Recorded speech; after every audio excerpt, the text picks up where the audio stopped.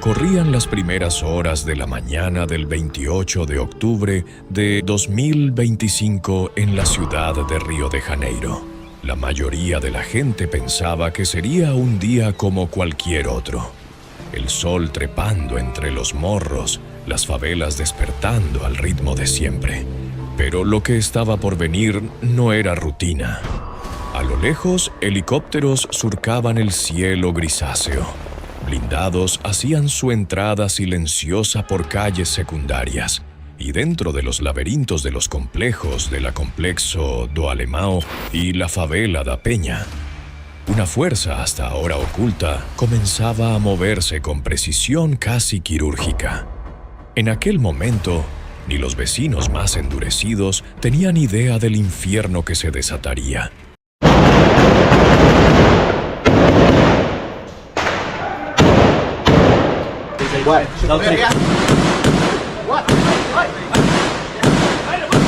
Barricadas en llamas, drones lanzando explosivos, balas silbando entre casas apiladas unas sobre otras. Y en medio del caos, una facción que creían intocable, Comando Vermelho, se encontró cara a cara con algo que nunca había visto. Esta es la historia de cómo el narcopoder en Brasil fue golpeado en terreno propio. Y ojo, porque lo que ocurrió después tiene ramificaciones que traspasan fronteras. Sí, hablamos de las conexiones con los carteles de México. Bienvenidos al episodio en que Río dejó de ser escenario de fiesta para convertirse en un verdadero campo de batalla. Los primeros disparos se escucharon pasadas las 6 de la mañana. Algunos vecinos, ya acostumbrados al sonido de las balas perdidas, pensaron que se trataba de otro enfrentamiento más. Pero esta vez el eco no se apagó. Los helicópteros no se retiraron. Los blindados no frenaron. La operación militar más grande de los últimos años había comenzado y tenía un objetivo claro: desmantelar al Comando Vermelho, la facción criminal más poderosa de Río de Janeiro, con presencia en casi todo el territorio brasileño. Según informes oficiales, participaron más de 2.500 agentes entre el ejército, la policía militar y las fuerzas especiales. Lo que no dijeron, al menos no al principio, fue que la orden venía de muy arriba. No era solo una redada, era una declaración de guerra. En cuestión de horas, más de 130 personas terminaron muertas. Algunas fuentes locales hablan de hasta 160 cuerpos esparcidos entre las callejuelas del Complexo do Alemão y La Peña. O número de muertos en la operación Contención en Río de Janeiro, Brasil, superó los 100. Calificaron las muertes de masacre y criticaron las acciones del gobernador Cláudio Castro. Las imágenes eran dantescas: casas perforadas por proyectiles, autos incendiados, niños escondidos bajo las camas. Pero detengámonos ahí, porque este operativo, aunque parezca un hecho aislado, esconde algo más grande. Lo que ocurrió en Brasil no fue solo un enfrentamiento interno. Fue el golpe más duro a una red criminal con conexiones internacionales. Una red que, según varios analistas, comparte intereses, rutas y enemigos con los cárteles de México. Y si te suena exagerado, espera, porque en unos minutos vas a entender cómo los mundos de Río y Sinaloa terminan conectados en un mismo mapa. El Comando Vermelho, o Comando Rojo como se lo conoce en español, nació dentro de las cárceles de Brasil durante los años 70. En aquel entonces, los presos políticos y los delincuentes comunes compartían el mismo encierro. La ideología y la supervivencia se mezclaron. De esa unión nació una organización que combinó la disciplina militar con la brutalidad del crimen. Con el paso de las décadas, el Comando Vermelho se expandió. No solo controló el tráfico de drogas en Río, sino también la distribución en estados vecinos, extendiendo sus tentáculos a lo largo del país. Su estructura se asemeja a la de un cartel moderno, jerarquías, códigos de silencio, alianzas y un mensaje claro: la favela es territorio rojo. Con el tiempo, ese mensaje dejó de ser un símbolo local para convertirse en una marca reconocida internacionalmente. Una marca que llamó la atención de otros gigantes del narcotráfico. El 28 de octubre de 2025, la calma aparente se rompió. Testigos aseguran que drones sobrevolaban la zona antes de que las tropas entraran. Algunos de ellos, según la prensa local, lanzaron pequeños explosivos sobre puntos estratégicos de vigilancia del Comando Vermelho. Desde el aire, helicópteros blindados abrían fuego contra los techos de las casas. En tierra, los vehículos de asalto avanzaban lentamente, cubiertos por francotiradores. Era una escena de guerra, pero no una guerra declarada oficialmente. Era una guerra urbana disfrazada de operativo policial. En menos de 12 horas, las fuerzas de seguridad ocuparon por completo los sectores más peligrosos del complejo. Sin embargo, lo que nadie esperaba era lo que encontraron dentro: depósitos de armas, municiones y drogas con sellos extranjeros. Y ahí, entre todo el caos, apareció la primera pista de algo que cambiaría el rumbo de la investigación. La Policía Civil de Río de Janeiro reveló que narcotraficantes del Comando Vermelho, que opera en el complejo de Peña, negociaban la compra de drones equipados con cámaras térmicas, un equipo de grado militar capaz de detectar personas incluso en la oscuridad.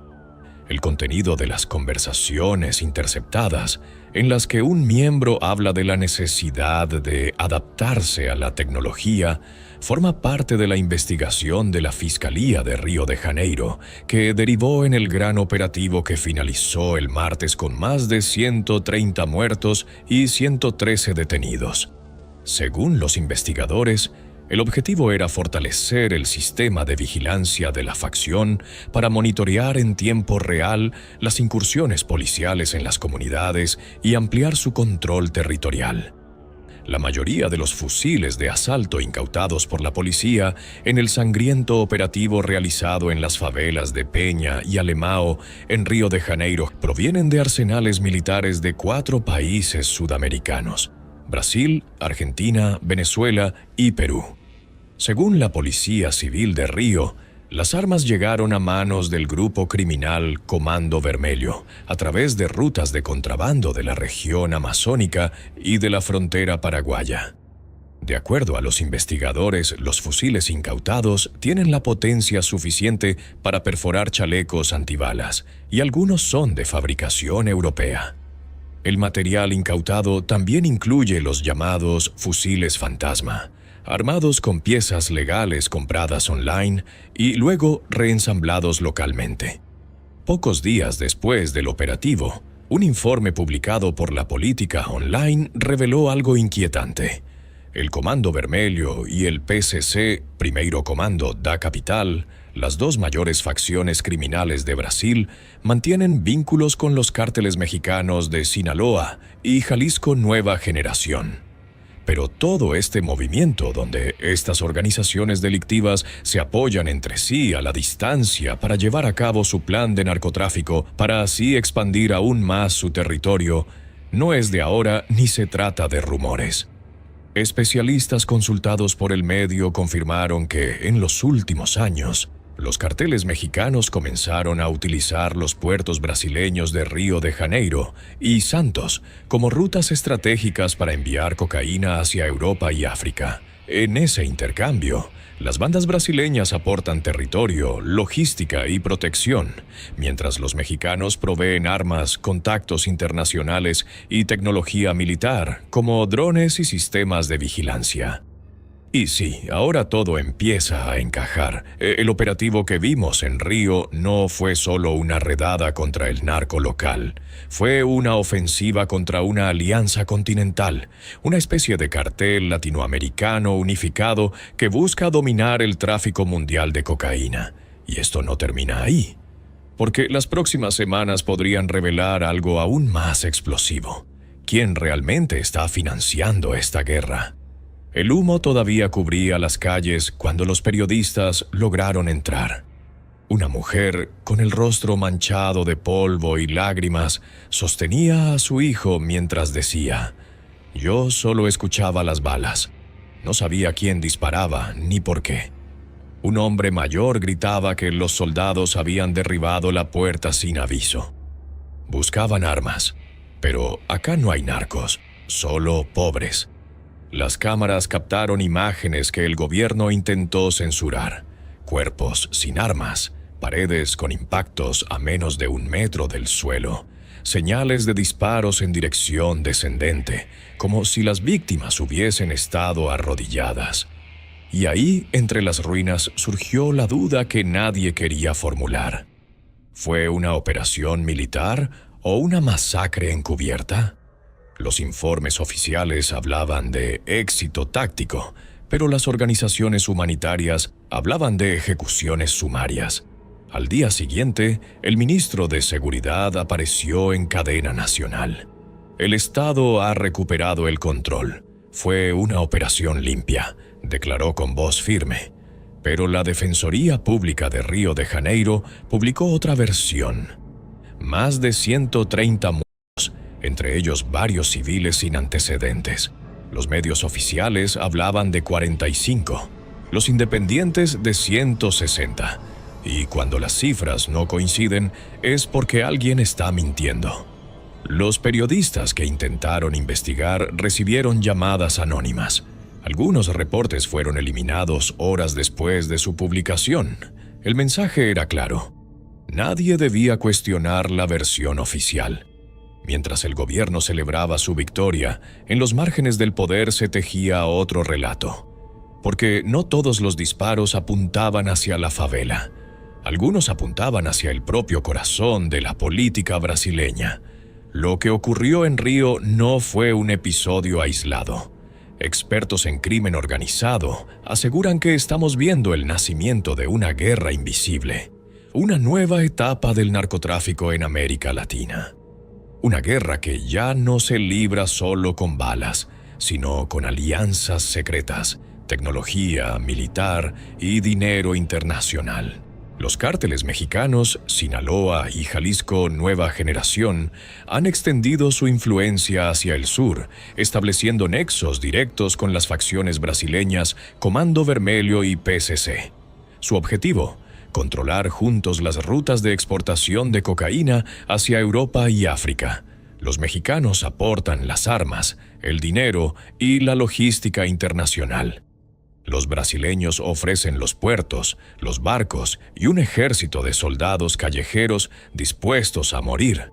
No se trata de bandas aisladas, se trata de una federación criminal latinoamericana que ya mueve miles de millones de dólares al año y que podría ser el motivo oculto detrás de la operación en Río.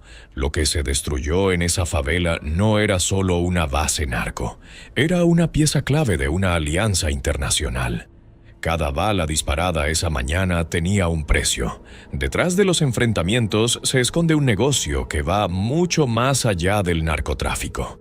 Brasil, con sus puertos sobre el Atlántico, se ha convertido en la principal puerta de salida de cocaína hacia Europa. Según datos de la Interpol, el 70% de la droga que llega al viejo continente ya no sale de Colombia, sino de Brasil. Y ahí entran en juego los cárteles mexicanos. Necesitan acceso a los puertos de Río y Santos, a las rutas de la Amazonía y a la complicidad de los grupos que controlan esos territorios. Por eso las alianzas con Comando Vermelho y PCC son tan valiosas. No es solo narcotráfico, es logística global, lavado de dinero y control político. Algunos investigadores aseguran que empresas fantasma, creadas en México y Brasil, sirven como tapaderas para transferir dinero entre ambos países. Todo bajo una apariencia legal. Mientras las autoridades se felicitaban por el operativo, los hospitales se llenaban de heridos. Entre ellos, una niña de 11 años alcanzada por una bala perdida mientras dormía. Un joven que trabajaba repartiendo agua fue encontrado muerto, aún con su uniforme puesto. Ninguno de ellos figuraba en los informes oficiales. En las favelas, los vecinos levantaron altares improvisados con velas y fotos. Dijeron que eran todos narcos, decía una mujer frente a una pared agujereada.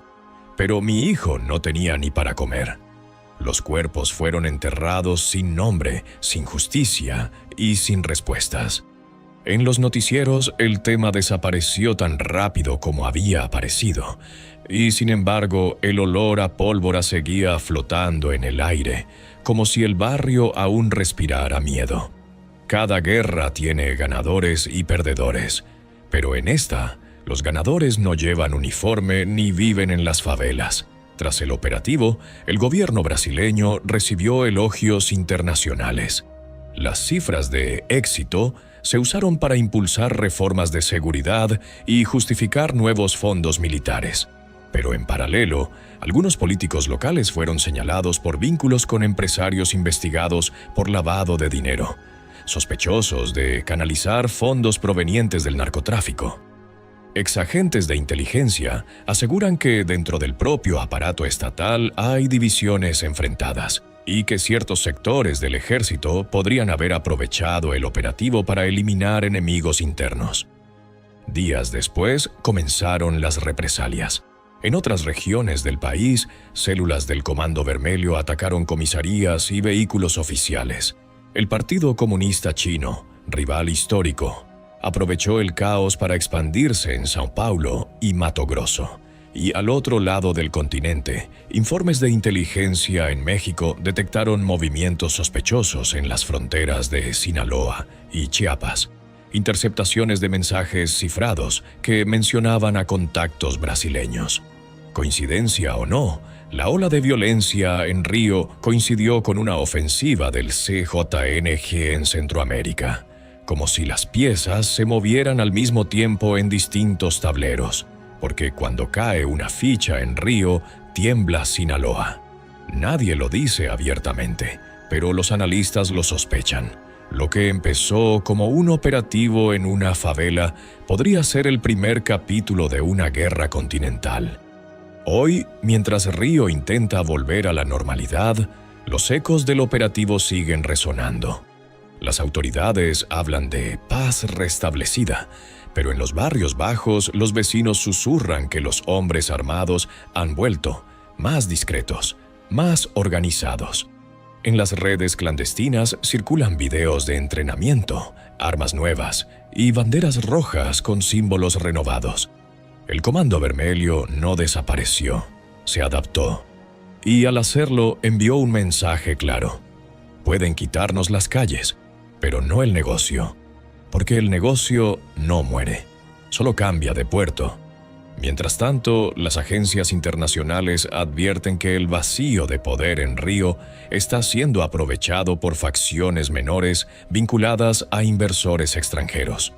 Los barcos que antes salían de Brasil ahora lo hacen desde Uruguay y Paraguay. Las rutas migraron, pero la mercancía sigue viajando y las conexiones con México se fortalecen.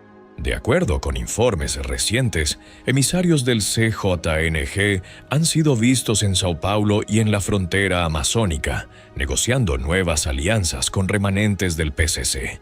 La meta es clara: garantizar que la cadena de suministro no se rompa. El operativo del 28 de octubre fue presentado como una victoria histórica, pero si algo enseñó la historia del narcotráfico latinoamericano, es que cada golpe genera una mutación. Y esta vez, la mutación tiene acento brasileño y financiamiento mexicano. Los expertos lo llaman la globalización del crimen, pero en los barrios lo llaman simplemente supervivencia. Mientras haya demanda, siempre habrá alguien dispuesto a llenar el vacío. Y esa demanda no proviene de las favelas, sino del mundo entero. Así que cuando el gobierno proclama victoria, lo hace sobre ruinas. Río vuelve a ser Río, playas, samba y sonrisas para el turista, miedo y silencio para quienes viven en los cerros. Pero detrás del espectáculo, el eco de aquella madrugada sigue marcando el compás del poder. Las cifras oficiales dicen que la guerra terminó, Los muertos anónimos dicen lo contrario. Y en algún lugar del Atlántico, un barco cargado de cocaína parte rumbo a África. Su punto de partida, el mismo puerto donde comenzó todo. Su destino, el mismo mercado global que alimenta la violencia que todos fingen no ver. Porque en este juego nadie gana. Ni los gobiernos, ni los ejércitos, ni los narcos. Solo el dinero, que fluye intacto, invisible y eterno. El operativo terminó. Los disparos cesaron. Pero la guerra, como siempre, acaba de comenzar.